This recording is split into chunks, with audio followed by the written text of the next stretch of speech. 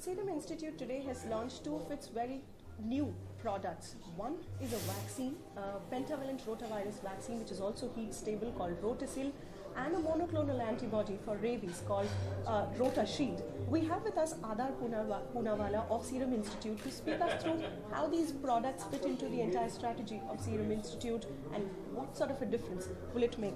Adar, thank you so much for speaking with CNBC TV 18. First up, if we to talk about the new products that you've launched today, how are you, pricing it in the Indian market, and what sort of a market share do you expect going forward for these products? Okay, so thank you. It's a pleasure to be here with you. We, after 5 to 6 years of development, we have made a thermostable product, which is the first of its kind, which means that you don't need to keep it in a refrigerator and transport it in a cold chain, which I think is going to change the landscape as we know it. From the angle of distribution and affordability, of course, you know that we're going to be at less than $1 a dose, and in the public markets, and in the private markets, naturally, it'll be at a higher price.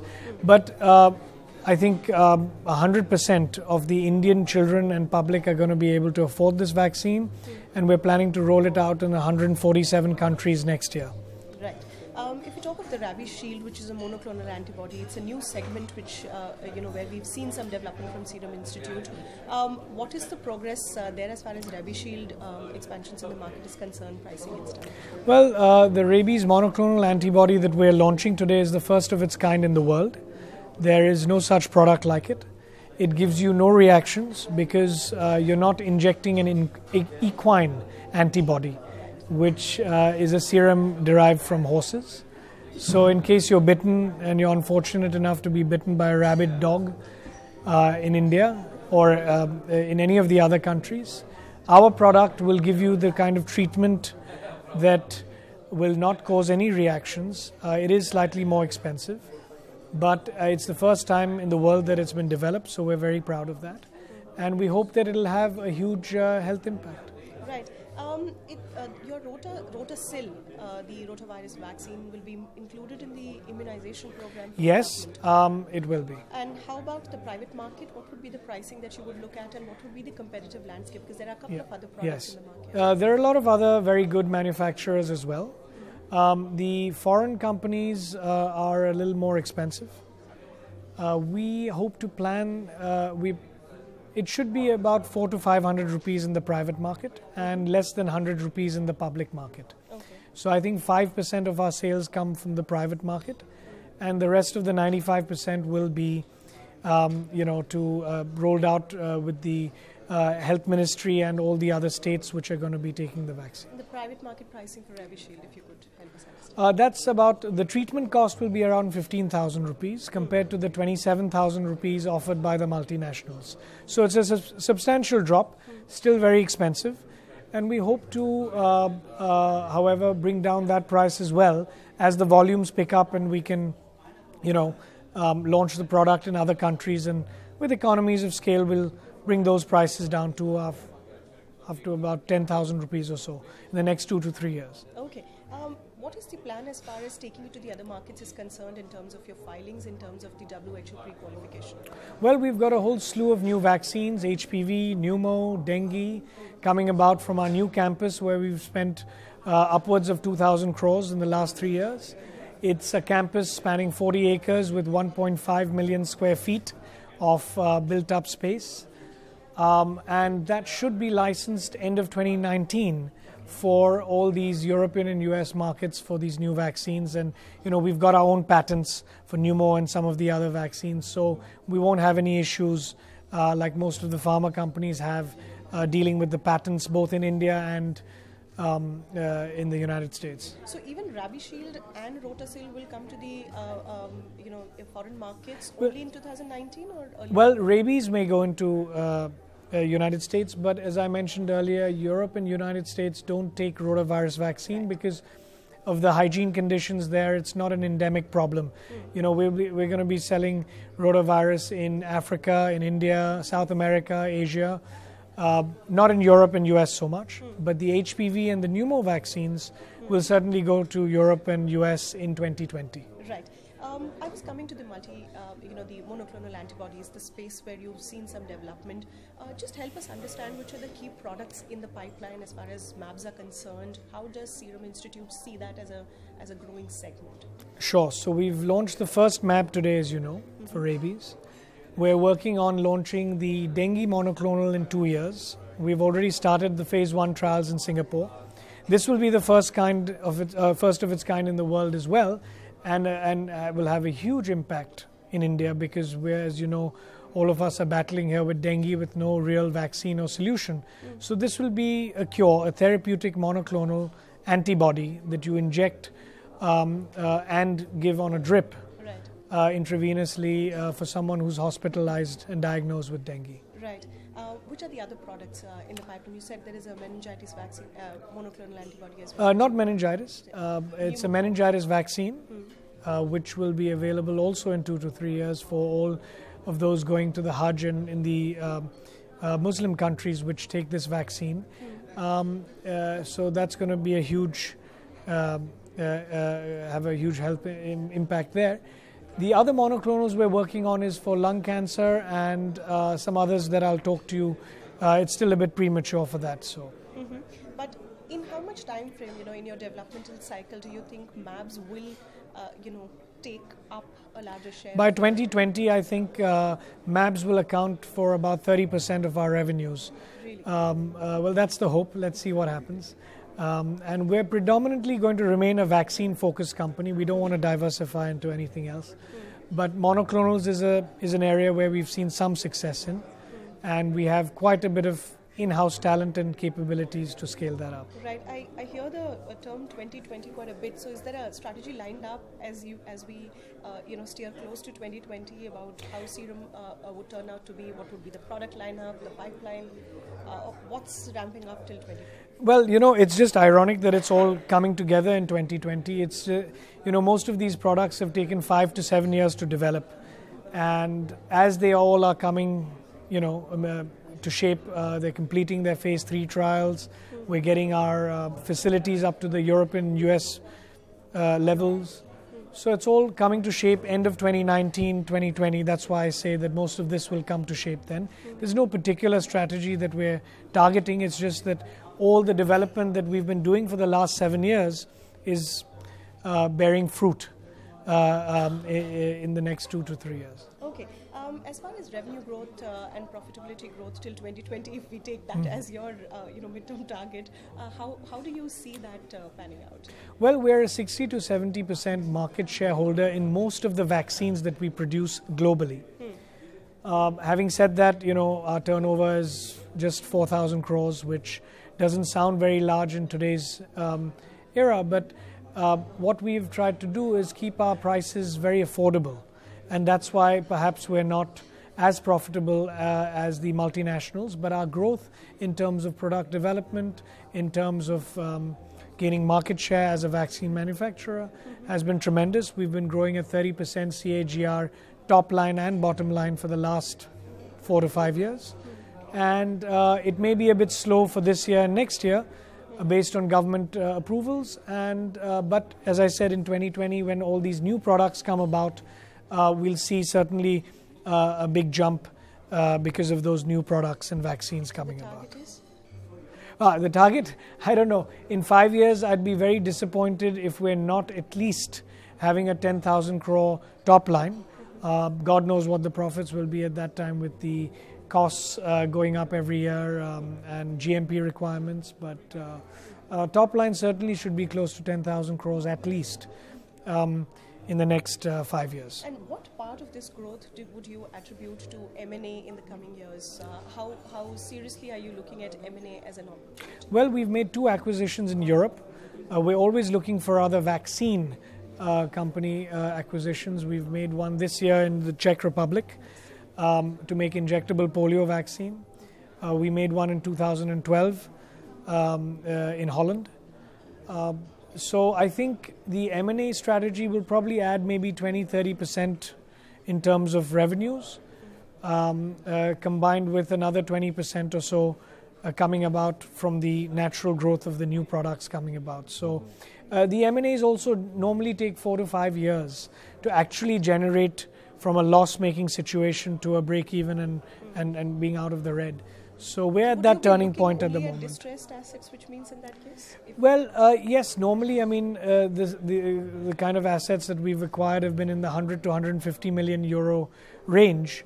Buying a profitable asset would be $1 billion and upwards. So we've stayed away from that. We'd rather take something that we can manage without debt, without raising equity, manage with our own internal accruals. Would you look at some of the Indian firms then in that case? Yes, we've, I mean, they're all our friends, but no one has openly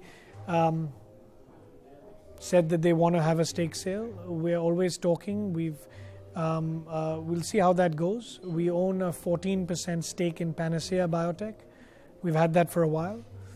And we'll see how it goes. If it makes sense and we have synergies in terms of talent, technology and other things, then of course we can look at some kind of investments in these other companies. Right. A large part of your business, like you said, depends on the government contracts, the ones that you sell to WHO or the Indian government.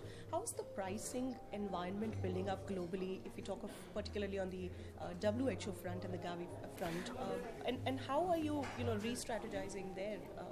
Well, globally, the prices have been coming down because of technology and competition both. So the public has been benefiting from that. The governments, Gavi, everyone. I mean, it's a win for public health and the children of the world who can't afford these high-value and high-priced vaccines. But the issue is that eventually, over time, when there's a lot of competition in every industry, we've seen that there is consolidation or manufacturers walking out of the business, and that's not healthy. So I think the public markets and globally, one has to understand and have a balance of healthy markets and pricing pressure and what that entails and what that could eventually result in. You don't want a situation where manufacturers, last year, for example, Crore, a major vaccine manufacturer, walked out of the business because they could no longer compete with the pricing pressures. And that's not what we want, neither in India or any of the other countries. So it's important to strike a good balance where everyone benefits from an affordable price, but it's not so low that it goes below your cost of manufacturing. Any of your products which is really struggling as far as pricing is concerned in this market? I think our margins have been squeezed quite a bit, but we're happy as an organization to, provide most of our vaccines even at cost, because both my father and I have always believed that what we're doing here is not just for profit. We have other businesses and ways of making money. We don't want to do it at the cost of the underprivileged. We want to make a lot of almost all our healthcare products available, to the and affordable to the all socio-economic groups.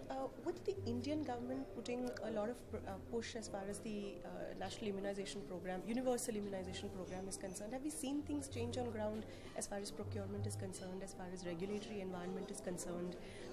Today, I think in the afternoon, ease of doing business data would also be released. Do you think things have changed on ground? I think we have improved in some things, areas in ease of doing business. Government can do a lot more. I think we need more interactions with industry and the government decision makers who make these reforms and policies which actually make an effect on the ground. I cited an example earlier of making a simple reform which would allow manufacturers to start producing bulk from an early stage, so that when they come up to licensure, you don't have to wait for another year to launch the product. Which is a crime, virtual crime, because the children are being deprived of something which is far more affordable. And many such reforms. I think the government has come a long way, but it can do a lot more. Just to come back to Serum again and your 2020 vision, just an outline of number of vaccines and which would be the vaccines and the MABs that we would see come in by 2020. Okay, so as I said, we've got the HPV vaccine, which is for cervical cancer in women. We've got the pneumococcal vaccine for preventing pneumonia deaths in children. The pentameningitis vaccine, which you have to take if you're going to the Hajj and a lot of the Muslim countries. both in India and abroad. We've got the dengue vaccine to prevent against dengue, which is an endemic problem here, along with the dengue monoclonal, which will be something that you take as a therapeutic if you get the disease and you're hospitalized. We've got one or two other monoclonals also coming about for lung cancer and other things later on. So the vaccine and the dengue monoclonal antibody would be launched simultaneously or one after the other? The dengue monoclonal will come probably a year before the dengue vaccine because of the regulatory procedures that are there. Right. Just one word on the capex and the the investments that you would be making in development and your capacities, because you would have to ramp up your capacities to deal with the international supplies that you are aiming for by 2020. Yes, as I said, the new campus we've spent upwards of 2,000 crores on 1.5 million square feet, spanning about 30 to 40 acres of land. This will be purely a EU and US facility. Generally, as a rule of thumb, for our R&D and clinical trials, we spend about 300 to 400 crores a year. Some years it's a little higher, some years it's lower.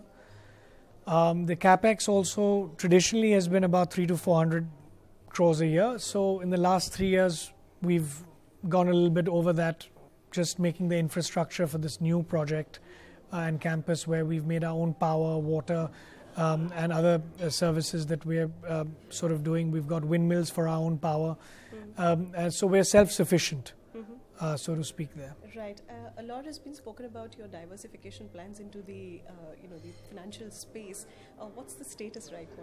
Well, status is we're still talking to a few potential acquisition targets, but the valuations at the moment are very, overheated. So maybe when that cools off a little bit, it might make sense for us to make the investment.